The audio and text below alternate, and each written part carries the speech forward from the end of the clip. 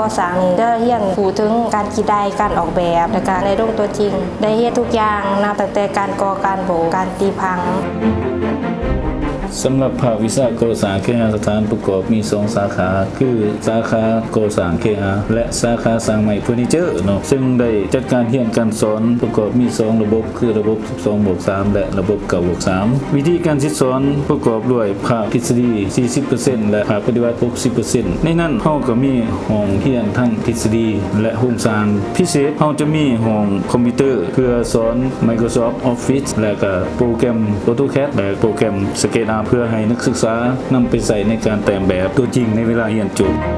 หลังจากที่นักศึกษาเรียนจบไปแล้วพวกเขาก็ยังได้ติดตามการประกอบอาชีพของเขาเจ้าหรือนักศึกษาก็ได้ไปศึกษาต่อในระดับสูงขึ้นต่อไป